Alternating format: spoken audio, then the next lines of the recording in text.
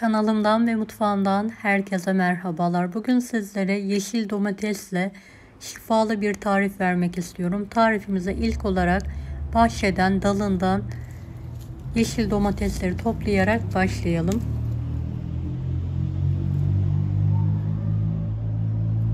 Orta boy domateslerimi bahçeden kopartıyorum, dalından taze taze.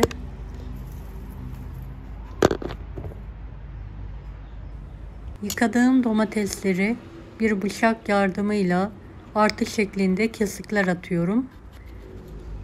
Koparmadan derin kesikler atmaya dikkat edelim.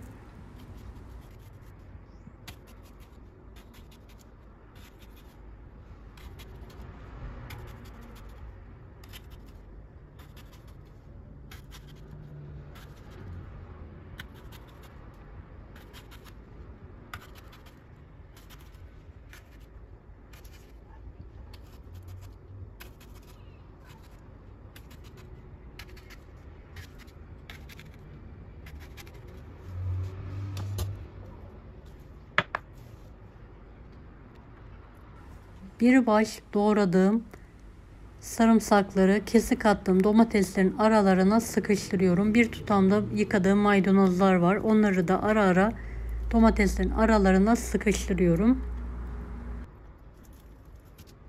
Sarımsak ve maydanoz domates turşusuna ayrı bir lezzet veriyor. Mutlaka bu şekilde denemenizi tavsiye ederim.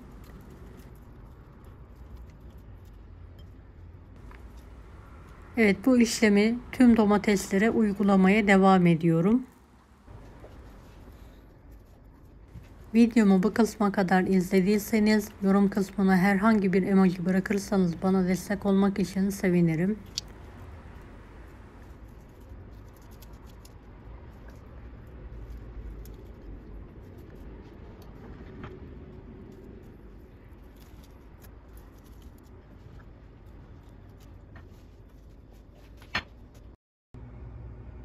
Evet, domateslerimin hepsini hazırladım. Şimdi kavanoza yerleştirme zamanı geldi.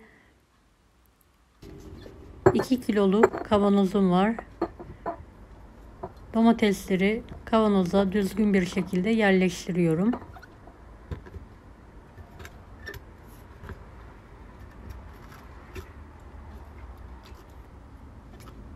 Evet, kavanoza sıkı sıkı yerleştirmeye dikkat edelim. Diğer kavanozumu da aynı şekilde yerleştirdim.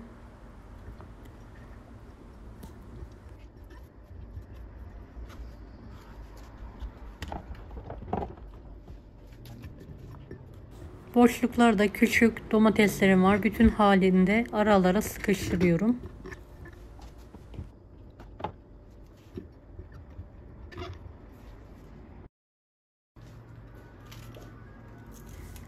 Lezzet vermesi için 2-3 tane sivri kırmızı biberim var. Onları da doğrayarak üzerine alıyorum.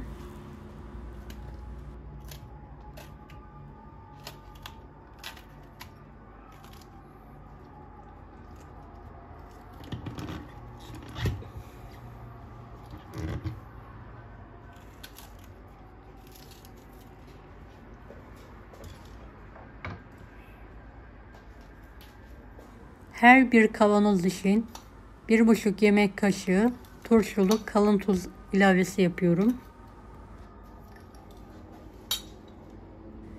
1 tatlı kaşığı toz şeker ekliyorum. 1 çay bardağı üzüm sirkesi.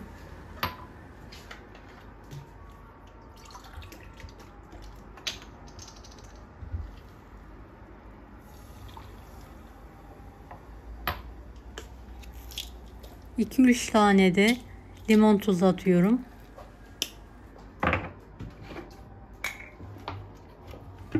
Üzerlerini geçecek kadar soğuk içme suyu ile dolduralım kavanozları.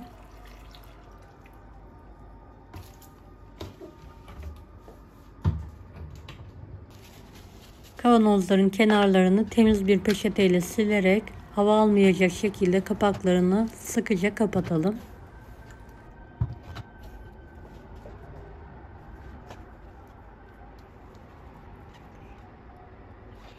Tuz erimesi için sallayalım.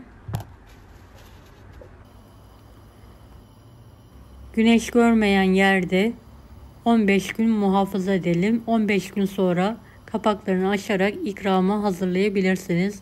Deneyecek olanlara şimdiden kolaylıklar dilerim. Kanalıma ücretsiz abone olmayı unutmayın.